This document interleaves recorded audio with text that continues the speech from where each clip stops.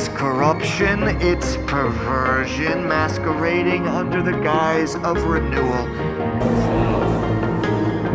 Today they've degenerated into a social club for bored millionaires and celebrities who use its meetings as an excuse to indulge their jaded sexual appetites. Mom, do you really want to go and live in that hotel for the winter? Sure I do. It'll be lots of fun. What have you done to it? What have you done to its eyes? He has his father's eyes.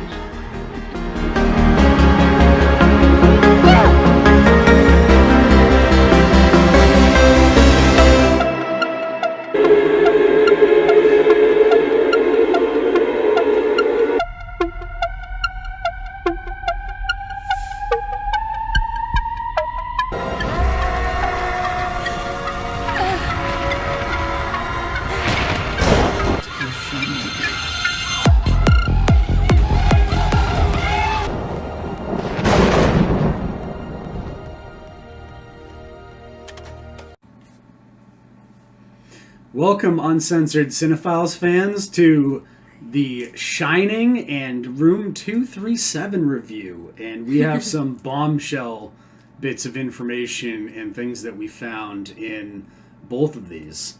So I think we'll start off with Room 237. Yeah. I'm really like, because I said to you we should watch this, because it's like breaking down loads of different theories around what The Shining actually is, and a lot of them, I think there's elements of them that we sort of can see, they make a good case for it, and they're like, of course it's very hard to do a documentary about so many theories and get them all in, and give them the right amount of time. And I think some of them were picking up on things, but then missing quite obvious, glaring things that weren't, which were just overlooked, which is ironic because it's the Overlook Hotel, which is, where the film is based. Yeah. But I don't know. I felt like it was a little bit cheesy in places. Did you get, like... Oh, absolutely. There was some parts of it that I completely didn't agree with. Right in the beginning, the guy was like, when they enter the impossible office, and the man stands up, there's a book stand, and the book stand makes it look like he has a heart-on. And this is clearly an inside joke from Stanley. And I'm like, are you sure, bro? I don't know about that. That's a stretch. This guy's got too much on, he's horny. Yeah, he's seeing dicks everywhere. I don't know what's going on with this guy. There was another man that I think he picked up a little bit of what, they talk about at the very beginning, which is the tide of terror. And then he tries to describe a wave of terror in reference he to... says the wave of terror. Yeah. But it's actually, if you look at the poster, which is for Europe, I believe. Well, I believe it's not just Europe. I think it might be across the world, the rest of the world, but not America. It says the tide that swept America is here. And the is here is in capital letters, which is a really, interesting thing. And I think him saying a wave is completely different to a tide. Yes. Because a tide is recurring, which I think we'll get into more when we discuss the biggest bombshell of this breakdown, I would say. Have we cracked The Shining? I don't know, maybe. Maybe. We might have. So the next kind of ridiculous thing from Room 237 was Stanley Kubrick being in the clouds. Oh yeah, I still can't see that. We've watched it, and I'm like, I can't see, and I know that people see things in clouds all the time, but I think this guy is, Yeah. he's a little bit. There's a term for that. It's called pareidolia. It's when you see human faces and things where they aren't necessarily there. People do this with paranormal stuff all the time. They're like, I see a ghost looking at me in this photo, and it's just a photo. Yeah. Okay. I mean, I'm sure. I feel like Stanley Kubrick is above that. You know, that seems like a Hitchcock type of thing, because Hitchcock liked to have cameos in his movies, and like, you know, try and put him. It was kind of like people went to see Hitchcock movies just to find their cameo, and I feel like Kubrick, he doesn't want to put himself in those movies. He's never you don't see that in any of his other pictures.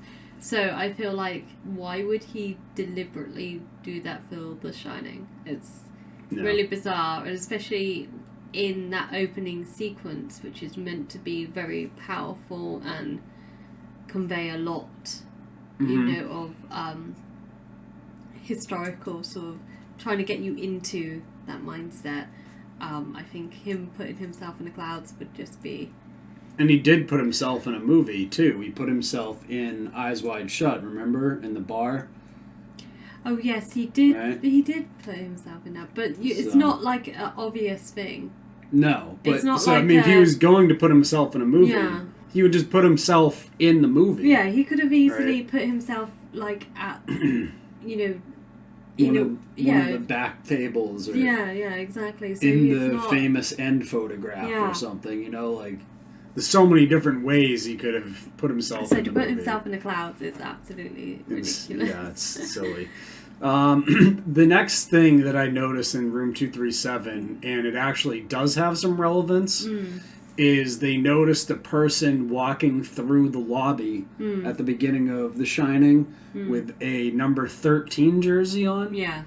And 13, as we'll talk about later, does have relevancy due to gematria. I mean, they do pick on some really interesting things. Like, I do think in that lobby scene, like how it dissolves and you see the ladder and the pyramid shape of the hotel, like tying up together, like becoming like the same sort of like symbol is interesting, because the reoccurring symbolism of pyramids and that pyramid shape is used quite frequently in The Shining. So that was something I found interesting, but there was stuff where it's like the man sweeping the floor, it's like sweeping the trees, and I'm not sure whether that is a good shot. I'm sure Kubrick thought, oh, that looks really good, but I don't think it was like really trying to tie anything into like a grander theme of what The Shining was. I think a lot of them are like interesting shots from an artistic point of view, but I don't think those shots have that much meaning to them necessarily. Like, I mean, they have meaning, but not inferencing. Yeah. Another thing they picked up on, which I thought was accurate, and we also mentioned in our first Shining review, was the number 42. I'm below. Oh, remember? No, sorry. I don't know how to say. Sorry, no, I'm just going through my notes here. Oh, hi, Bianca. Anyways, so number 42 was on Danny's jersey, and it, as we mentioned in the first thing, there's a lot of occult references. The 42, it's the ultimate answer in Hitchhiker's Guide to the Galaxy, as people mentioned, and we left out because it's just a joke to mention that, but since so many people commented that. But it does have like some, you know, it clearly was a number that has a lot of significance in history. Yep. You know, and we will pick up on, if you halve that number, you reach a different number. 21. Yeah. So. Right. And what is... Why 20? Why is that? Oh, we'll get to that. Oh, again. I love this little teasing that we're doing. Anyways, the chair scene. Yeah, and this is what really frustrates me, because they were like, oh, it's meant to be like him being playful, and it's like a haunted house thing, and then they were like a Scooby-Doo cartoon, and I'm like, hello, are you not watching the other scene where there's a chair placed in such a way, and nobody has ever mentioned this chair, and I don't understand, like, why? It's right. Okay, so maybe I'm stretching it with the whole Kirk Douglas throwing a chair at Stanley Kubrick, but I feel like if someone threw a chair at you, right? Yeah. And you know, that's going to be something you're going to remember, because like, Yeah. you know, it's not very nice having a chair thrown at you. And all the weird controversy and scandal surrounding Kirk Douglas, all of his like creeper activities. Yeah. All his stuff with Natalie Wood, how he abused her in a hotel, you know. I feel like to have that chair sort of in that scene with the twins being, you know, when we see the twins being murdered, is really significant. And it's like, yeah, I get it's supposed to be a haunted hotel, and the people are thinking, oh, that's just the ghost. Why would a ghost move a chair? That's like, you know. And they haven't moved anything else in the hotel, by the way. No.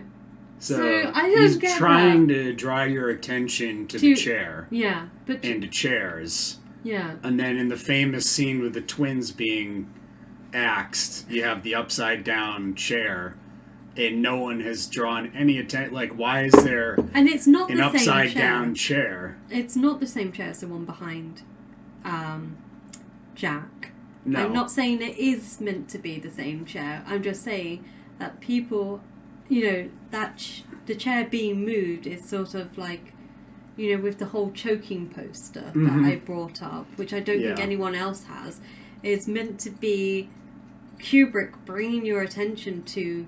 It's like subliminal messaging, which the Room 237 do discuss that was something that Kubrick was researching.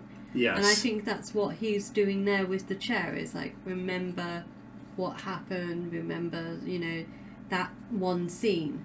Yeah, subliminally you're noticing the chair is being moved and there's something with chairs, but then you don't really pick up on it because it's not something that you're consciously noticing. It's like a subliminal noticing of it. And it creates a sense of unease. Yes. Because it does bring back, you know, subconsciously that image.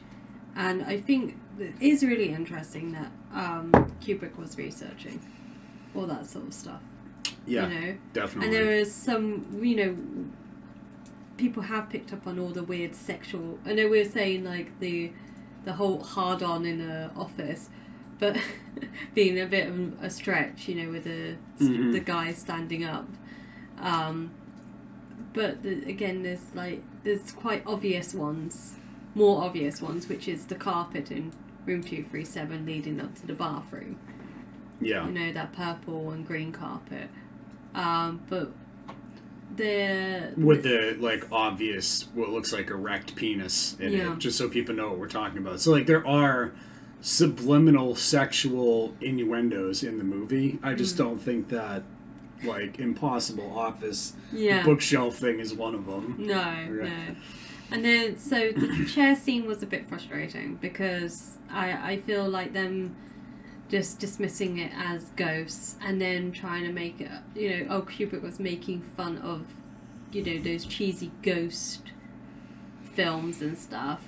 Well, they just missed it. You know, they just didn't pick up on the like Kirk Douglas, who basically represents Hollywood to Kubrick, right? They like forced him into that movie, and then he had to work with Kirk Douglas. Right, to do all the Spartacus movie, and then Kirk Douglas throws a chair at him, and Kirk Douglas is like this creeper who has this weird past with Natalie Wood, and so you know, possible Black Dahlia connections and all sorts of odd things. So Kubrick puts in the twins who look just like, you know, we've done. You have to go back and watch the chair connection on our first Shining review. It's definitely worth watching the full breakdown. Yeah. So another thing that they picked up on, which was interesting, was the disappearing stickers on Danny's door. And there is the dopey sticker being removed. Yep. Which is really interesting. I think that has been sort of picked up on and discussed by many people. Tony, do you think Dad'll get the job? He already did.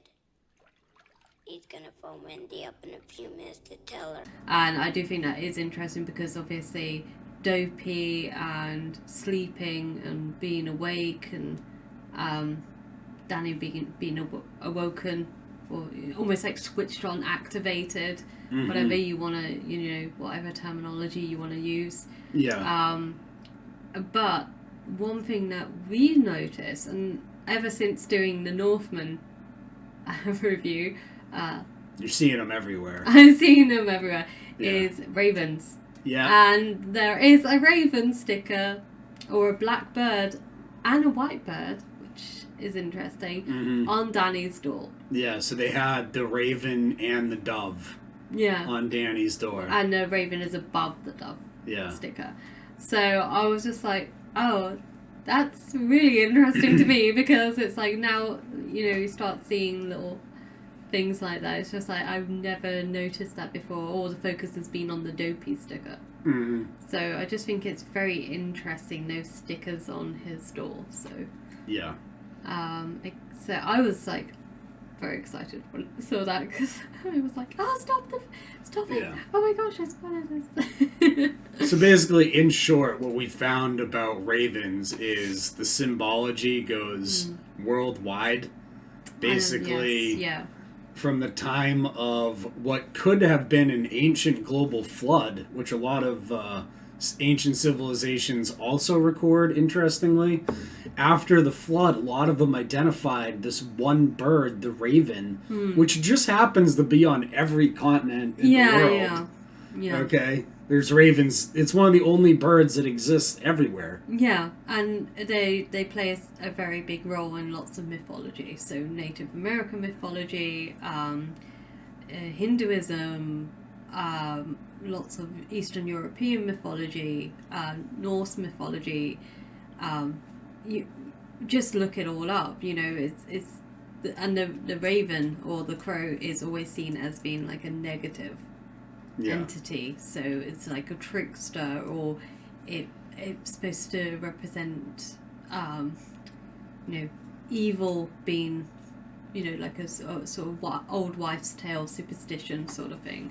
So and it also kind of ties into a lot of other stuff which we discussed in the Northman, but it's very interesting. And I just thought I suspect Kubrick would be aware of all that sort of stuff, so to have just seems really odd when you have cartoon characters on that door, and then you have those two birds which aren't clearly any from any cartoons, like a child would have. I don't know how many children would have that on their door, so but but why would he have both the raven and the dove? And that's because the raven was let out by Noah, and so was the dove. And the raven never returned to Noah. It went to and fro on the face of the earth. And there's a passage in the Bible as well. The only other time the Bible uses in the KJV to and fro is when God asks Satan, "Where were you?" And Satan replies to God, "I was traveling to and fro from heaven to earth." Right? So it's like, is Satan the raven? Yeah. And is that how he survived the flood? And is that why every ancient culture sees the raven as like a trickster figure? And like, it's also an extremely intelligent bird. Oh yes, So, and I love when I was researching about the raven. I loved the fact that it mimics like humans' voices. It can sort of has a very distinct call, and people have said like a lot. I think it's like in a lot of Native American mythology, if you hear it, not to be aware of it and not to go off and follow it like this. It's like a sort of and that's interesting because there's a lot of Native American stuff in The Shining. Yeah, and right? I think as well as a lot of stuff with voices and chanting and sounds. mimicking stuff, and people going off on their own and wandering away and stuff. So, and I mean, I do think 237 does seem to push the idea of the film actually being about the native genocide, which I think is interesting. I definitely think Kubrick is referencing that. There's just so much in the hotel, but right? It's not the one thing. I don't think it's the one theory. The one thing that really frustrated me about Room 237 is when Danny is first introduced to the twins in the games room, and the woman's talking about the Minotaur poster. Mm-hmm. And the Minotaur poster and all that sort of stuff. And it's so obviously not meant to, the Monarch poster's not meant to be a Minotaur, you know. It's a Minotaur! And they're like ignoring... It's a Minotaur poster, and we're both like, it says Monarch. It's right there with on it. And it's like... And it has the sun kind of breaking over, like the golden dawn of Freemasonry symbolism, which is like the sun emerging, which is like... And then it's just like, okay, what? I don't like understand. it's a Minotaur. I'm like, no, it's a Monarch mind control, like New World Order poster. Yeah, and basically. Nobody is paying any attention to the actual post, the real interesting poster, which is over behind the twins, or like right over their head, by the way. And I can't zoom in on it. I can't really see much of it, but it looks very weird. Room 237 later did go back to it. Remember they like when they were breaking that down, they like went right over it to the other cowboy poster or something. And ignored the... They were like, so wait a frustrated. second, what's that poster? And it looks very sort of like demonic-y, satanistic. Yeah. It's just very odd. But they did go back to that poster over the twins' heads, and they called it a Minotaur poster. Yeah, which it doesn't again, which I'm not sure that's what it is. I do see the whole connection to Minotaurs being interesting, but I don't think it's necessarily just because it's about the maze. I think it's like more to do with the religions and cults that were around in that time. Yeah, and I do think that like Jack, when he's in the maze, and certain aspects of that are representative of the Minotaur. Yeah.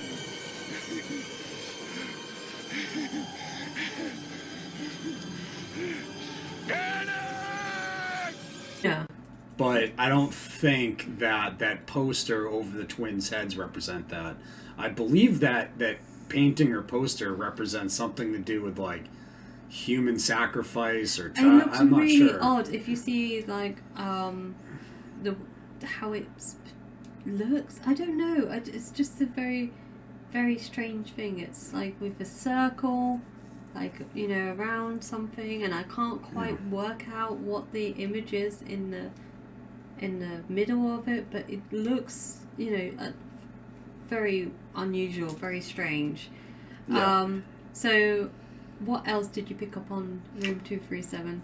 I remember in the room with Danny, with the cartoon door, when he's like at the or not that, it's the scene later, right, when he's in the room. Oh, the one with the pediatrician who comes to visit them. Yeah, when the pediatrician's in there, and people have made note of other things in the room during that period. Yeah, with the bear pillow and the whole very strange sort of conversation about Tony being inside his mouth and stuff, which, you know, is picking up on, you know, Danny being sexually abused by Jack. Yeah, exactly. And a lot of people broke that down. Ager broke that down, and they noticed the bear pillow and all this. But you noticed, right, in the background to the right is a book. And all the other books are kind of like not aimed at the camera. There's one book that's kind of aimed at the camera. So you can see its title quite clearly. And that book is Teeny Weeny Adventures. Yes. And what was interesting, I was like, oh, is that a real book? And it is. It's a book from, it's a short-lived book series. And if you want to read out... Yeah, you sent me the article and I'll read it. A short-lived series of Slim Kids Books magazines. These featured two kids, Toby and Terry, a boy and girl with twin-style features, going on wilderness/farming adventures. It seems to be promoting a more humble and eco-friendly lifestyle to kids. One here seems to involve a red cabin, as well as other art throughout the film. So, interesting. Right. I just think that's very sort of the twin symbolism there. The fact that it's called Teeny Weeny Adventures, which is, you know, a very odd, like when Danny is talking about, you know, how has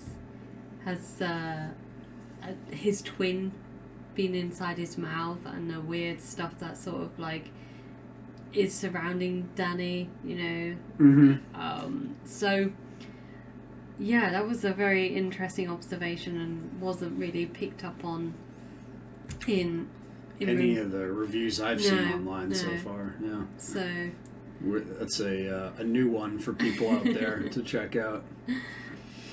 So the Teeny Weeny book, which is interesting considering that scene and the bear and Danny and everything that's going on. We will pick up on some other things about bear symbolism in the movie and how it's a lot more common. Once you see it, you start spotting it throughout the movie, and it's always associated with Danny. Now, I think the last thing that they kind of mentioned, which kind of brings us into the main topic what we want to discuss in this, we have other bombshells that go over like the Gucci thing and stuff, but oh my gosh, I'm very excited. Basically, they were like, at the end of the film, there was a if you superimpose Jack's face over the ending photograph, you get a Hitler mustache on Jack. Dun, dun, dun. Oh no, we figured it out. He's like, I love this film now. Oh god, he's a gay fish. Oh, gay fish, ye endorsed. Give us a like and subscribe, ye. So anyways, the ending photograph, I think we found something more interesting than if you do superimposing nonsense. So a lot of people have discussed the end photograph, and I feel as though the hotel represents sorry for saying but I think it's actually apt in this case. It's like the Bilderberg Hotel, okay? And basically these people are the Bilderberg group. And this group is the previous group, which would have had no name and met at a different hotel than Bilderberg. You know, so like these people have been meeting for a long time, and they've been creating various tides of terror.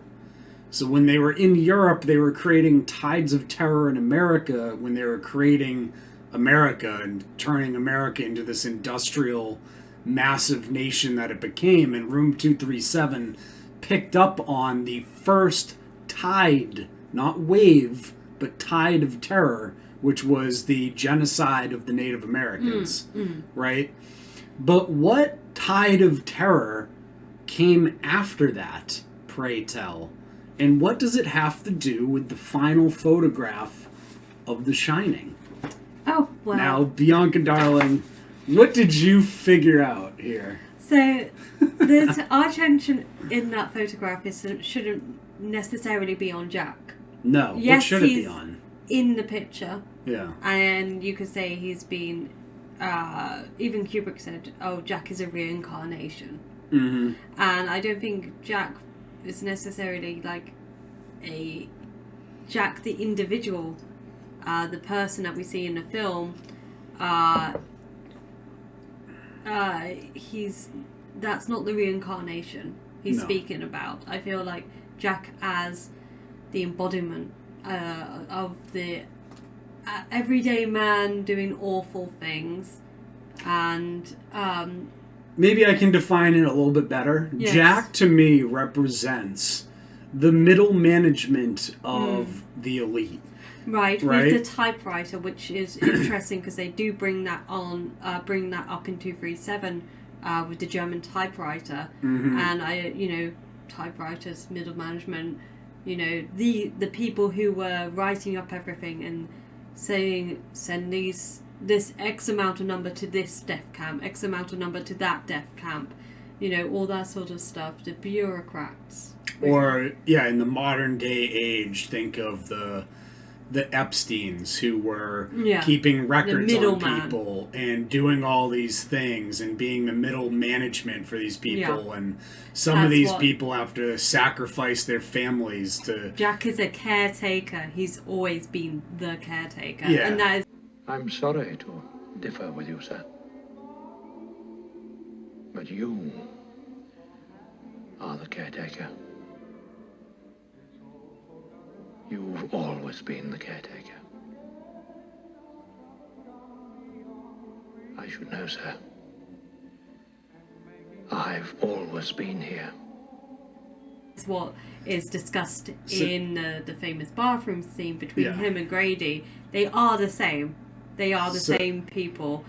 They're the caretakers. Jack represents kind of that middle-class guy that wants to become a part of the elite and will sacrifice his family to get there, right? Yeah, and I do think our attention should be drawn to Jack because you see that, yes, he's a reincarnation who's been there throughout the ages. But then the camera pans down and we see it's July the 4th, 1921. And I was thinking, that's really interesting. I know that a lot has been discussed previously about this photo being a real photo and how they superimpose, well, I don't know, they didn't superimpose because they didn't have that technology, but they inserted Jack into that photo, and it was very interesting removing someone's picture and getting the expression right. And so this is a photo that Stanley Kubrick found. People say it's either from 1923 or 1924, so it's not from 1921, so it's changed that date, which is really interesting. The whole 1920s connection throughout the film is very interesting because that the film is set when they go in their 1970s, so why that year, why the 1920s when you could have like all the other things? I'm sure there's been many things happening in that hotel, so why not 1930s? Why not something from the 40s, you know? It's not significant from the book either, because in the book, the hotel is like reopened in 1927. Yeah. So according to the Stephen King book, in 1921, the hotel would have been abandoned. Yeah. So why did Kubrick pick 1921? So 1921 is an interesting year. Sure is. There's a lot of things that happened in 1921 that I was like, no way, they didn't all happen in this one year. This is like insane. So first off, the Great Famine of 1921 in USSR killed 5 million people estimated, which is an insane amount of people. This first famine that was controlled by the Bolsheviks, by Lenin, to sort of, you know, you have a follow-up famine. Do you know when the Ukraine famine took place, when the kulaks were massacred?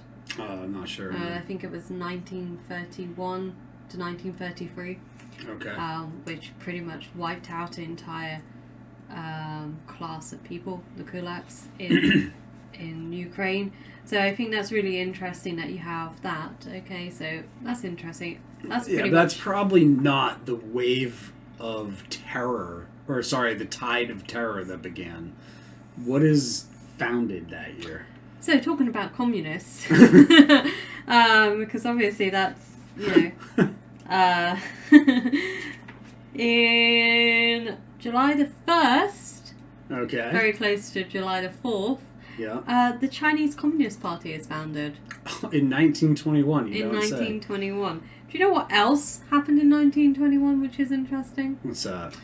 In the same month of July 1921, Yi's good old friend Hitler became part of became Führer of the Nazi Party.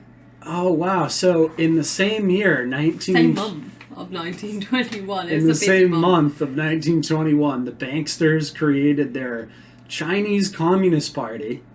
And they also, and if anyone looks into the start of World War II and the rise of Hitler, the banksters and a lot of very influential people were behind the rise of Hitler very early on.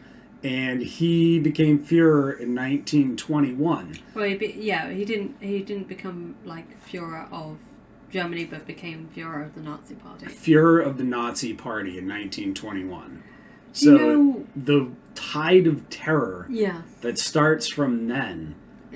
And then, on top of all this... the National Fascist Party of Italy was founded. So the Fascist Party of Italy was founded in 1921. With Mussolini. And, interesting, some other weird things that were happening in 1921. A geomagnetic storm happened, known as the Great New York Railroad Storm, which impacted the telegraph system. That happened in 1921. Which is interesting because in the movie they lost communications. Yes. Right. Sleeping sickness. Oh, the very strange sleeping sickness. I mean, we know that the Spanish flu was taking place at this time.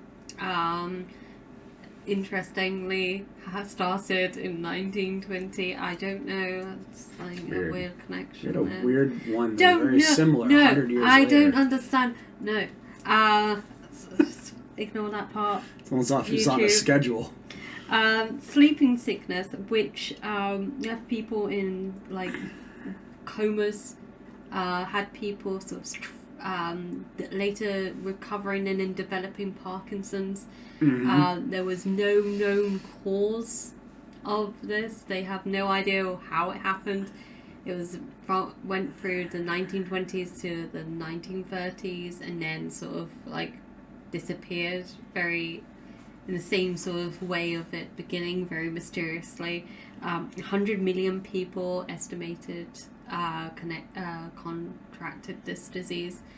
Up to 500,000 deaths apparently, but it's so hard because obviously you have the Spanish influenza happening at the same time, so you can't really sort of know the actual amounts. And of course, it just seems to me like you have a famine happening, 5 million dead. You have the Spanish flu happening. I can't even remember how many people died. It was like an insane amount of people. You have this weird sleeping sickness, which, if you see the videos, which we saw footage of like from 1923, so you have a woman just like unable to stand. She's just passing out. And you just see, then you have also happening this time, rapid inflation, in Germany. I think if you go, like, it was insane amount of marks to $1, $1 US dollar. All of this strange stuff happening in 1921. And then you found something that happened in 1921, which really is interesting and adds to our theory that the real reason that photograph is there at the end of the film. Yeah, so obviously you have the tie-ins with Nazism in the film. You have the typewriter, you have the references to 1942, you have all these things going on. You have the reference to 1921. But also, interestingly, the first Jewish Congress of Zionism took place in 1921. And it was really the start of the creation of Israel in Palestine. And so I'll read you a couple little things about it here. Zionism was organized basically in 1897, but if you look into this, in the late 1921, the 12th Zionist Congress was held in Carlsbad. It was the first Congress to be held since 1913.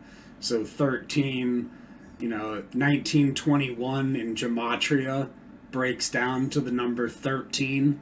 Not just it's across the board 13s. It's just 13, right? 1921 is 13, right? Yeah. And if you take room 237 and you put a 0 either in front of 237 or after 237, you also get 13 in gematria, which is interesting. Yeah. Right? Or no, sorry, it was 12.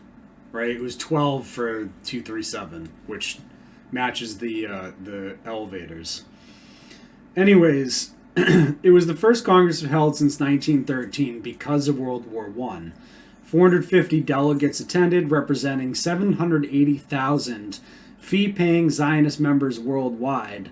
Weizmann was elected its president in recognition of his role in obtaining the Balfour Declaration, which is basically what created... it was written by and signed by Rothschild. That's basically what created the political state of Israel. So it's possibly the most famous letter in modern Jewish history, and it begins with 3 words: Dear Lord Rothschild. Dear Lord Rothschild, I have much pleasure in conveying to you, on behalf of His Majesty's government, the following declaration of sympathy with Jewish Zionist aspirations, which has been submitted to and approved by the Cabinet. Why was it that this letter was sent by the Foreign Secretary to your great-uncle Walter? All right. The conference passed a proposal for, get this, an Arab-Jewish entente which called on Zionist leadership to forge a true understanding with the Arab nation. How has that turned out since?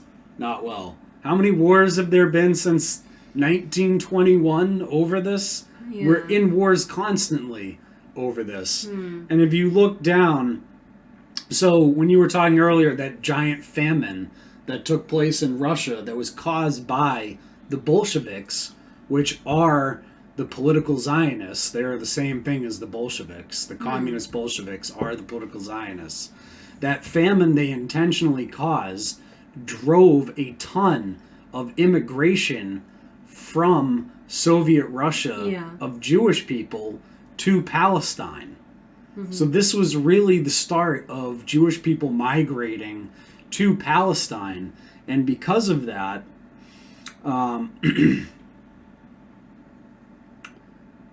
you have the guy, in 1921, Muhammad Amin al-Husani was appointed as the Grand Mufti of Jerusalem by the Palestine High Commissioner Herbert Samuel after he had been pardoned for his role in the 1920 Palestine riots. During the following decades, he became the focus of Palestinian opposition to Zionism. Mufti believed the Jews were seeking to rebuild the temple in Jerusalem on the site of the Dome of the Rock in Al-Aqsa Mosque. This led to a long confrontation that's still going on today, mind you, over the use of the Kotel, also known as the Wailing Wall, which was owned by the Muslim authorities but sacred to the Jews. So this all led to like all types of stuff between the Palestinians and the Zionists that started basically in the 20s. So the tide of terror. The Israeli Palestine conflict began in the wake of the devastating violence of World War II, when international leaders came to the sudden realization that the world no longer had a non-stop carnage-filled conflict with which to entertain itself, and decided that the best course of action would be to lock Israelis and Palestinians in bloody, unrelenting combat for their own amusement. Yeah. That swept across America is here.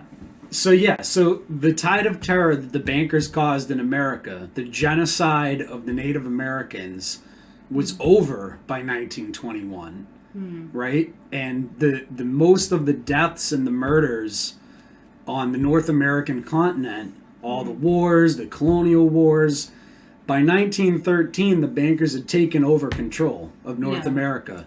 So now it was time for them to move on to their next phase, which was the tide of terror in Europe. Yeah, I do. Right? I do feel like also in terms of how slavery is represented in Nishani, because I've forgotten his name now. Harlan. Yeah. he is the only like black character in the movie. He doesn't die in, Dick doesn't die in the original film, original book, but he does die in this. And I do think you're saying like, about like the native genocide, but also the slavery of people from Africa is over by then, and they've been emancipated, and that is obviously again another tide of terror. So that's showing that those tides of terror pretty much have reached their point of completion, and now we're moving on to a whole new tide of terror which began in 1921. And the people causing this are the Bilderbergers. Yeah. Like the people in the photograph. And it's interesting in the end.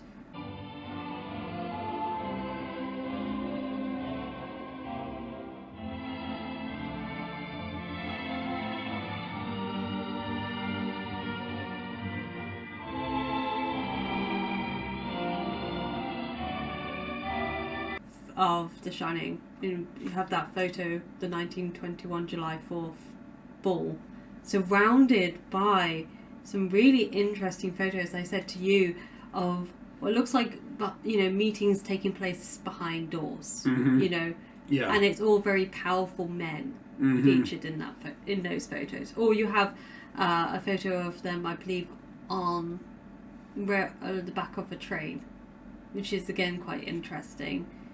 How like America was founded with railway tracks, and how things can be moved around and moved across.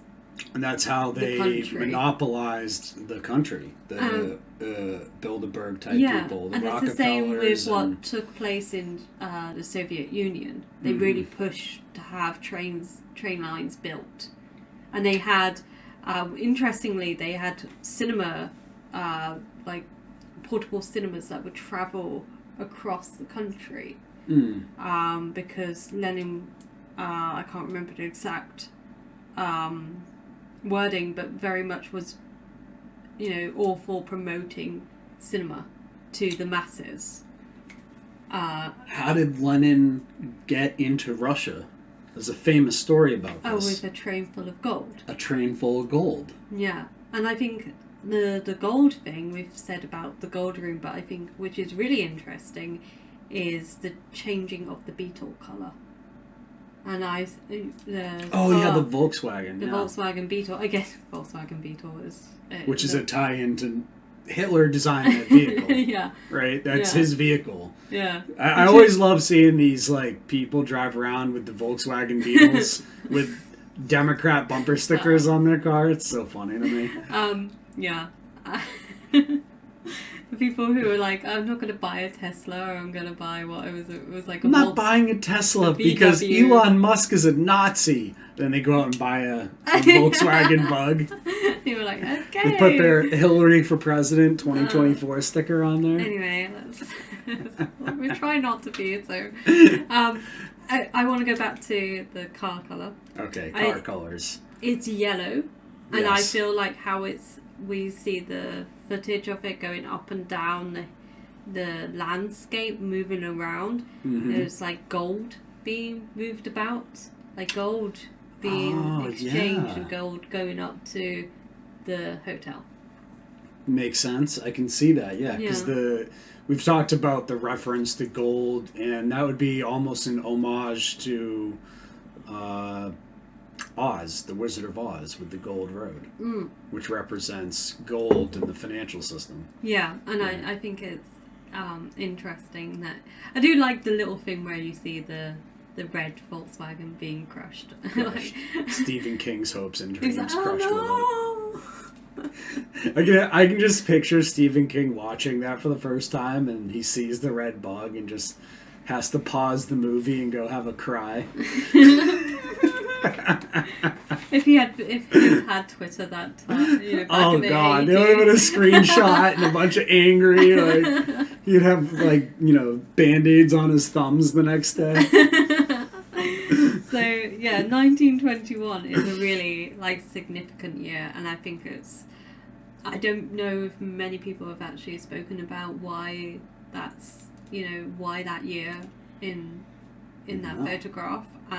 It's only the largest writing on the ending photograph of the movie. Yeah, it's like what you see. It's the end of the film.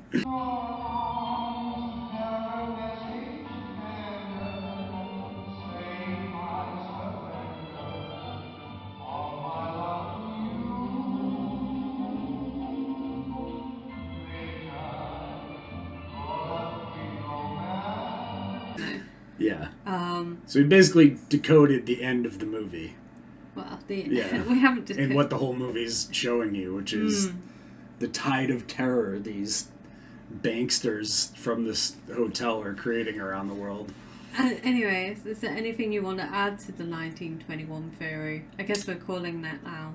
I would just take more look into the stuff that took place in 1921, and also the fact that 1921 in Gematria breaks down to 13, which represents 1913, which there's representations of the gold room and stuff of that nature, where we talked about in our first breakdown, where they're talking about the change in the financial system, where now bankers control the quantity of money instead of the private citizens. Yeah. Right? And these are the same bankers that have now established that in 1913 and now are moving into the next phase, which is trying to create these massive economic corridors by using world wars. I mean, basically, the reason they wanted Hitler is because they wanted to unify Europe, right? Hitler then went on to do things they weren't planning on him doing, which is why he's now ridiculed by their media, and for the awful things he did. Oh, yeah. Because he was an awful human being. Human garbage. I'm not on Ye's side at all here, okay? Sorry, Ye. You're alone there. You crazy individual. But you've seen what they've done now, which is, without a war, they've created the European Union, which is once again put all of Europe under the control of Germany.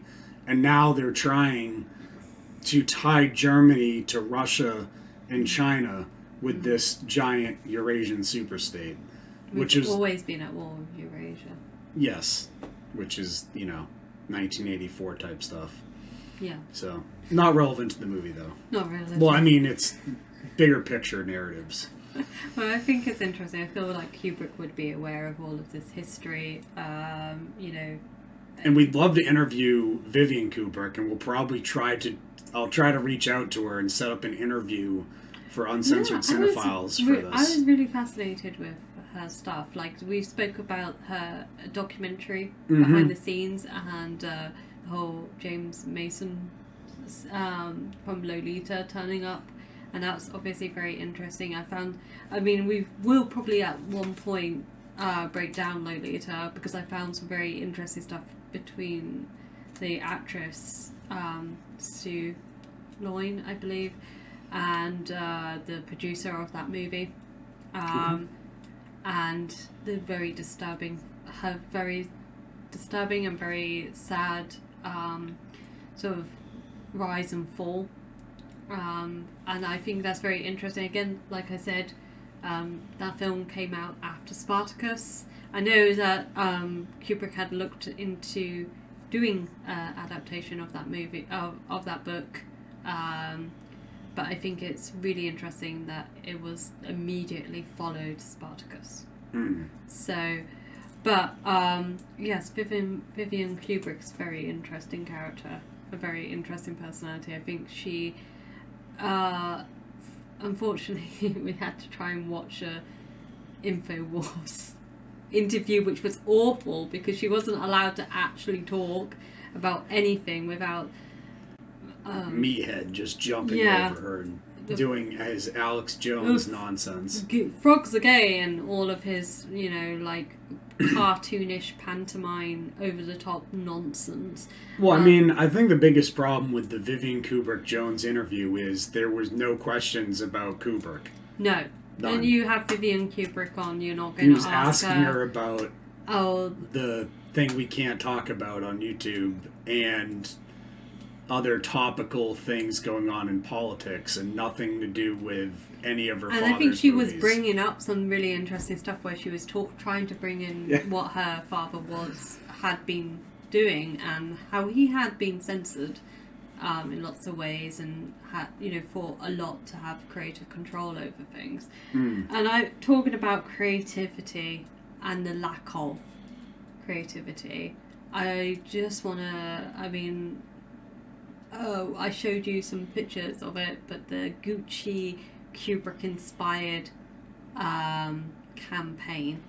Oh yeah, we definitely should touch on that. Which, if we bring up the pictures here, thank you for editing that in. Yeah, you're welcome. Right now it's just us staring at ourselves on the screen, but you're seeing it. The Gucci ad You're seeing campaign. it in the future. Yes. Which is really odd. This one where we see the bottom half of what looks like a man with Danny on the big wheel bike, looking towards room 237, which, in the context of the movie, that is the room where Danny is abused. Yes, exactly. And I think that's a really, really weird and very strange image to take from that movie. When you have so many different scenes in that movie you could take from. I know it's like probably the one that people are is most recognizable for a lot of people. But then I was trying to break this down because I was like, are Stanley Kubrick films that well known for the general public? I mean, I know that people will vaguely know of them. Like there's the recent Barbie trailer has pays homage to 2001: Space Odyssey, and I know a lot of other things do, like The Simpsons has famously done that. Yeah, there's a lot of homages to Kubrick's work. But I don't know whether that scene necessarily is something. It's just the whole context of it, the whole thing where that is a room where Danny is abused and all the weird stuff that happens. And I don't like the way that the child. I mean, it's not the actual child from the Shining. They used a lookalike child to recreate that, and it looks very odd to me. I just don't like how the man has his hand on the back of the big wheelchair, and he's like leaning over the child. And we've seen another fashion designer recently come under fire for using children. But just think about it, like, before we move on, is in that photo, so Danny's looking at the room where he's abused.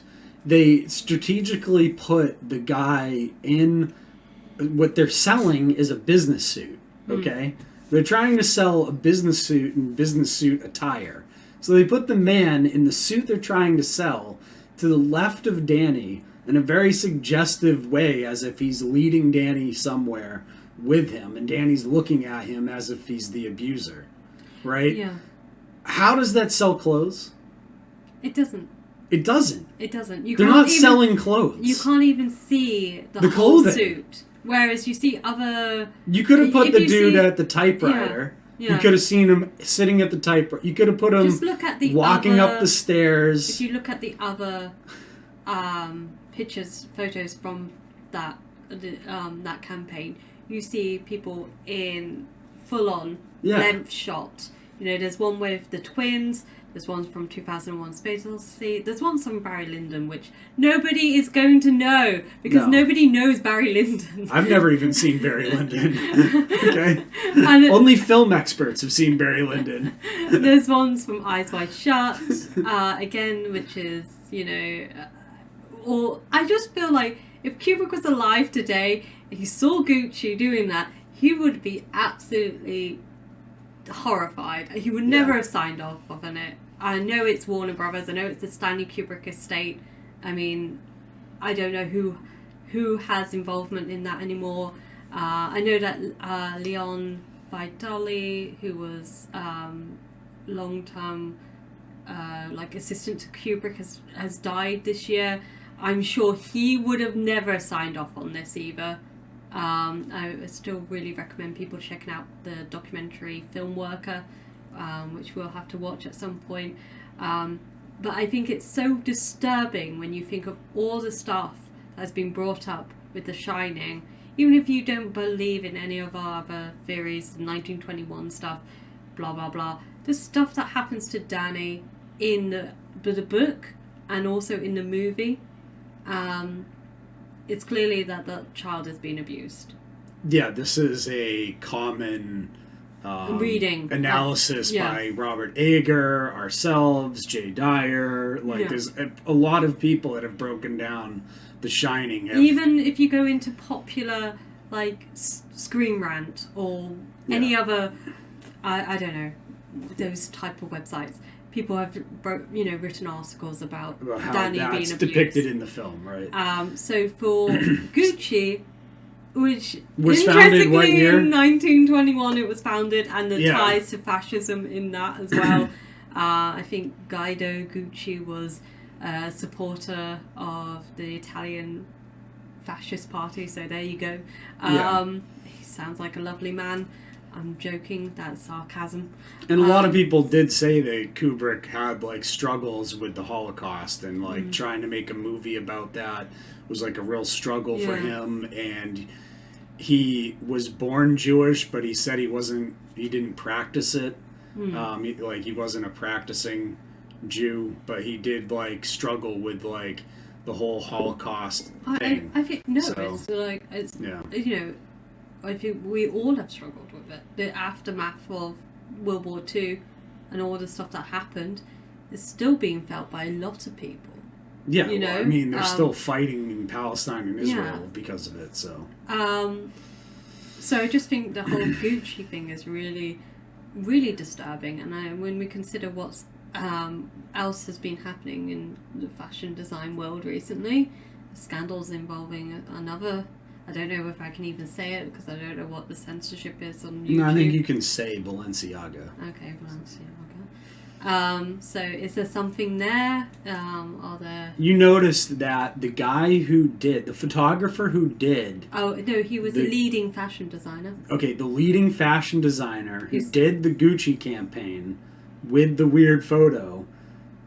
What was it? He left? November last month. So he left on his own.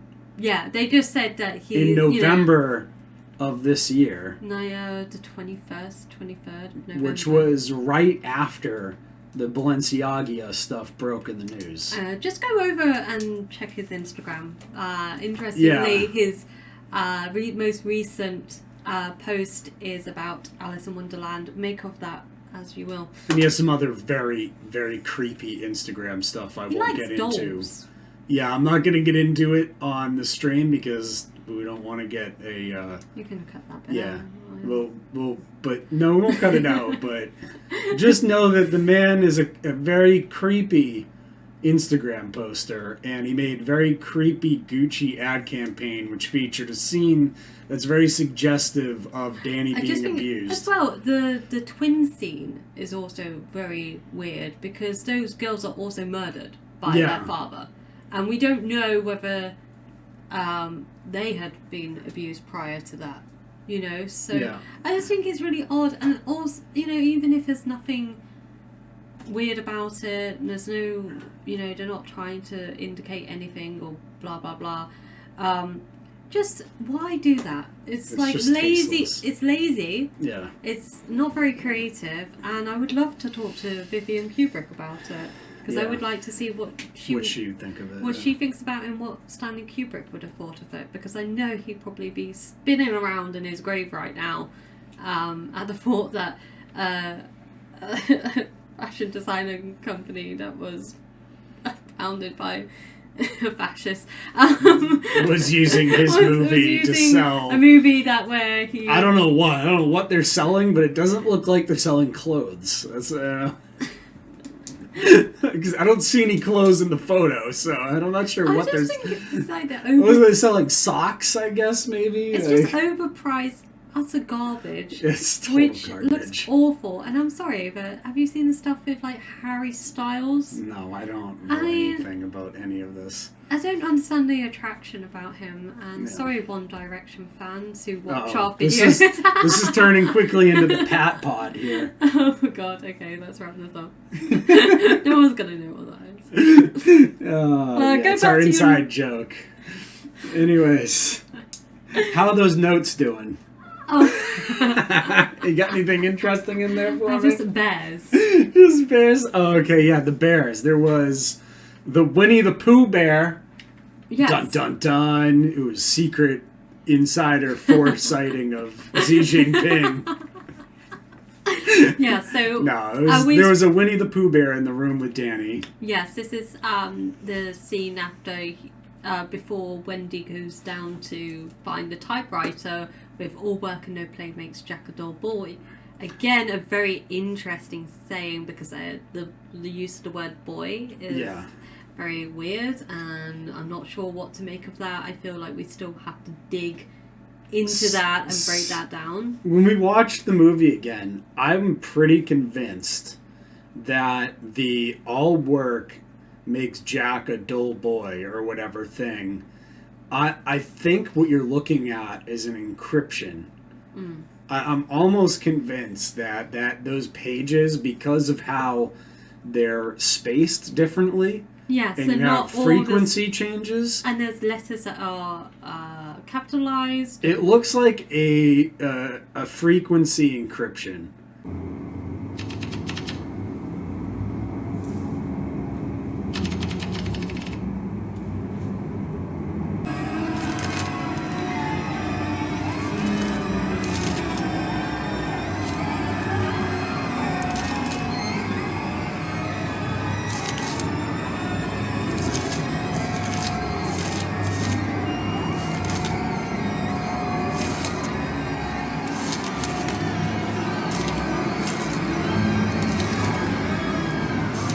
I wonder if anyone's ever tried to decrypt that. I should drop that in our little Cicada 3301 group and see if people can decipher the Shining. If it even is encrypted, who knows? It might not be. It just seems really interesting. But in that scene, just before she sort of discovers that, she's with Danny and they're watching cartoons again. Very interesting when you think about is it like MK Ultra and Monarch brainwashing with cartoons and stuff. So Danny's watching cartoons again, Looney Tunes this time, and behind them on the sofa is a Winnie the Pooh bear right next to the bat. Our attention should be on the bat because that's what's used by Wendy, but I think the positioning of the bear facing the camera is really interesting. Another thing is I noticed Danny's dressing gown in that scene is the same colour and texture of the bear pig that we see, that Wendy comes across in that bedroom, which I think the furry scene. Aga has indicated it's Danny and Jack, the weird abuse that goes on there. But I just see bears coming, in Danny's bedroom, in the apartment that the Torrances are in. There's a bear painting. You just see it briefly. And another weird painting that I came across, which I haven't seen before, again going into Native American mythology, it's a fox. Yeah, that's right. In just before Jack goes into the bathroom of room 237, as a painting of a fox. And people who know the sort of mythology would know that foxes and coyotes are tricksters. And then he gets tricked by which is a really interesting thing. But fox masks and bear masks have are used, aren't they? It's all very weird how used in certain parties and by certain people. Yeah, so I think that pretty much wraps it up. The only thing I want to add to this is, just as we were saying this, I was thinking about it. It probably is an encrypted message in the typewriter because it's supposed to be a German typewriter. And remember what the Germans used to encrypt stuff during World War II was the Enigma machine, which was a typewriter. Right? So, I think he's drawing attention to the fact that it's an encrypted message. Yeah, maybe we'll try to decipher that for a future episode. Yeah, and again, I mean, I think it'd be really great if we could reach out to Vivian Kubrick. I would love to talk to her because I have so many questions, and I would also like to sort of talk to her about her own work, because again, there's a very interesting interview that I found that I don't think anyone has actually spoken about or discussed, which is by a Japanese filmmaker going to this interview Vivian Kubrick about her documentary on The Shining. This is from 1980. And she said some really interesting things, like how the documentary is not in any chronological order, and she just chose certain scenes and stuff for, you know, at random, but there must be some sort of real, you know, more structure to it. What's that? Did you hear something? Yeah, I did. I just heard something for real.